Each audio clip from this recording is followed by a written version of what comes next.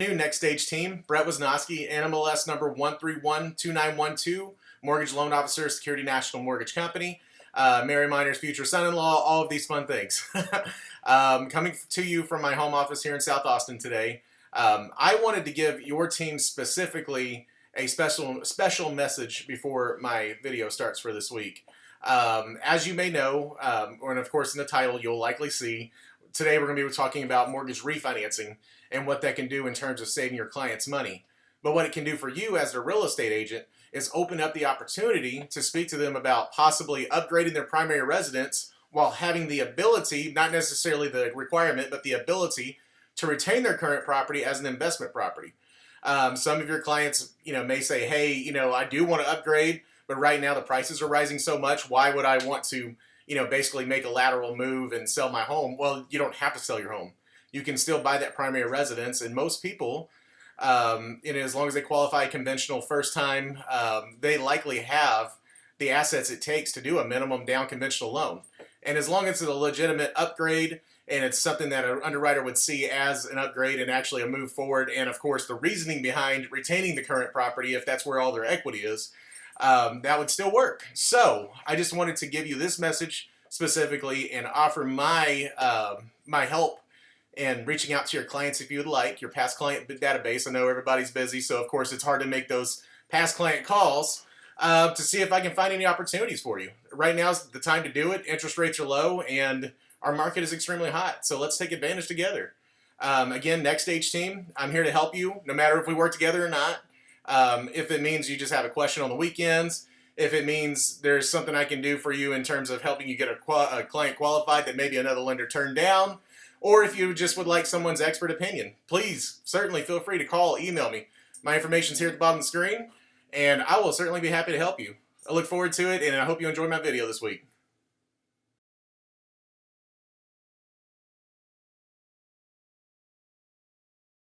Good afternoon, everyone. Brett Wisnowski, Security National Mortgage Company, mortgage loan officer, coming to you from my South Austin home office on a particularly snowy afternoon in Austin, which is strange. But nonetheless, we're going to enjoy that. Today, I want to talk a little bit about mortgage refinancing and how much you actually stand to save. So I'm going to give you a few examples and talk to you a little bit about that. So obviously, reducing rates is a big deal, but also shaving time off your term is a big deal as well. Even if you don't have a massive reduction in rate, even if you still have a, let's just say a break-even period of 36 months, and I'll explain that as well, you still have the opportunity to reinvest those savings back into your principal and save even more money. So really in this rate environment, you would be looking to refinance, purchase if you've been thinking about purchasing for a while, or of course, if you'd like to purchase an investment property, now is a prime time as well.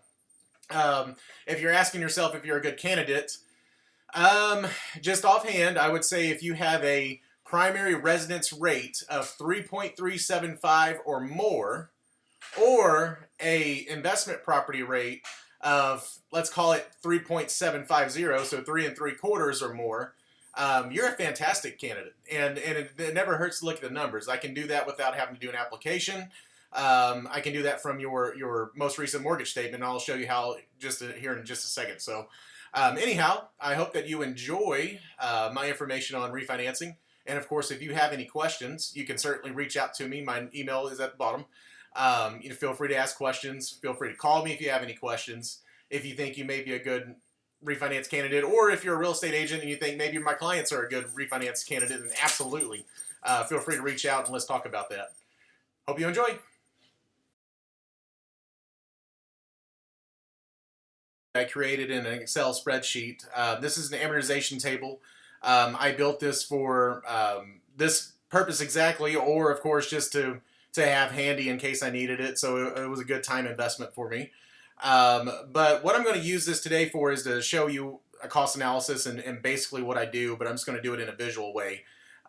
So as you can see, amortization table, this isn't too crazy. Then we have some visual representations and graphs in case your client likes to see things visually. I know I do, so that works out pretty well.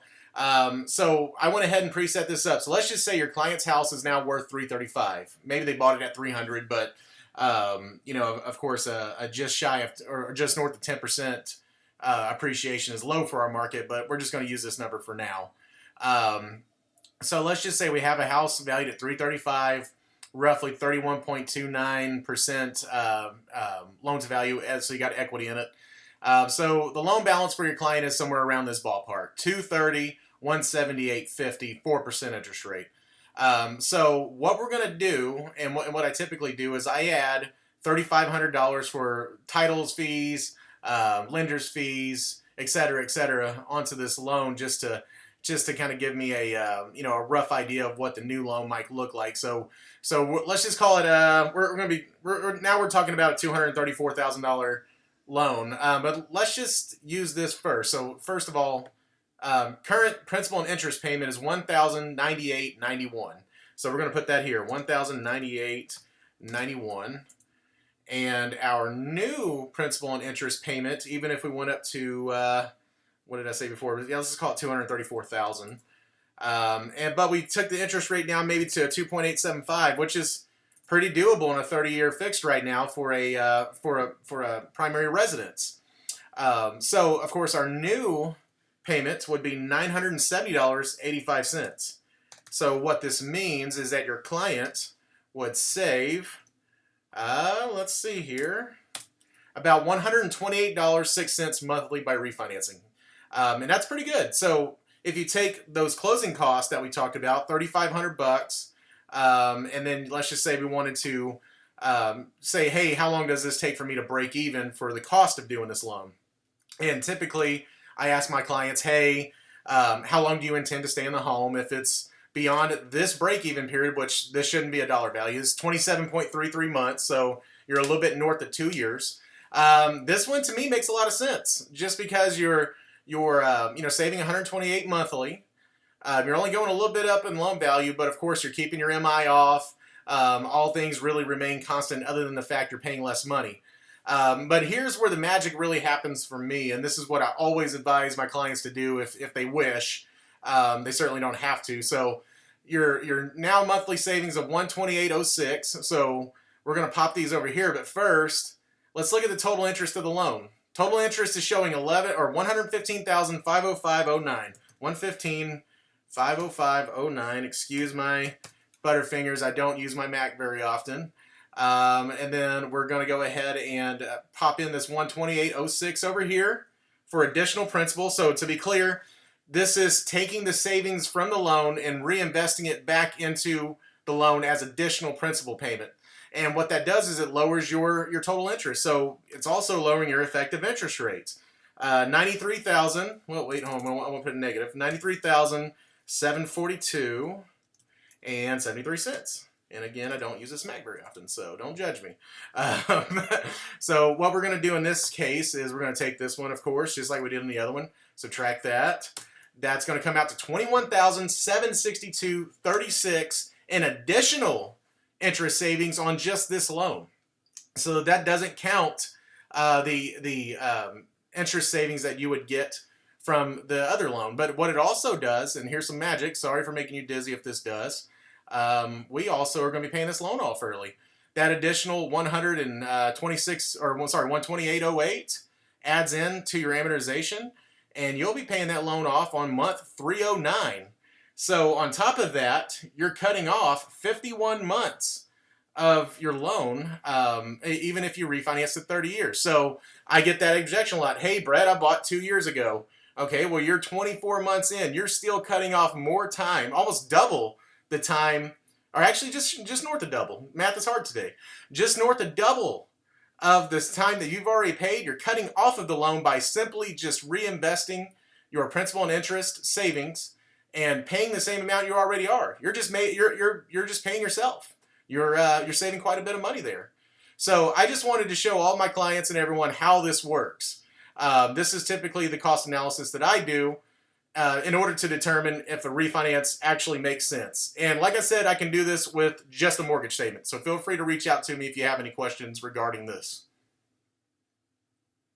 This concludes weekly video number 2. So I hope you enjoyed. I hope it was useful and gave you a little bit of insight on how mortgage financing works on my side in terms of how I calculate how much money someone can save even before getting an application. So if you have any questions on this, feel free to reach out. If you would like to discuss possibly refinancing your home, or if you have a client or friend, family, coworker, anyone that you think may benefit from a refinance, now is the time to do it. The majority of homeowners out there that are actually falling into this category, and in terms of the category, of course, what I'm referring to is the ability to save money. Most of them still have not refinanced. We still have a long ways to go. So I'm definitely here to help. I'm here to help as many of your friends, family, coworkers, clients, anybody you may know that would like an analysis. So please give me a call if you have any questions. Information's at the bottom of the screen. And I appreciate your time today, and I hope you'll join me next week for weekly video number 3. Thank you very much. Bye-bye.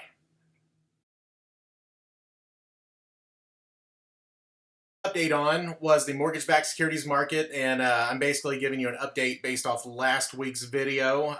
So last week we were here January 4th. We were at almost an all-time high, or at least a high in relation to the pandemic.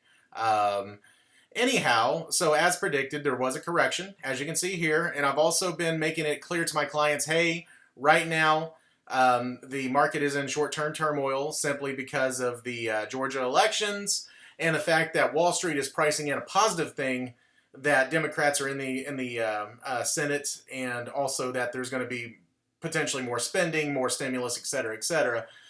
So that is priced in positively for the stock market and equities, not so positively for things like mortgage-backed securities and bonds.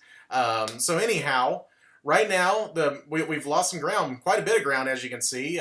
We are down just shy of 90 basis points here in this range. I do personally expect it to correct. I think that it'll actually it'll correct probably sometime in the next few weeks. But astonishingly enough, and as you can see, relative to where we have been, this is actually a fairly low point.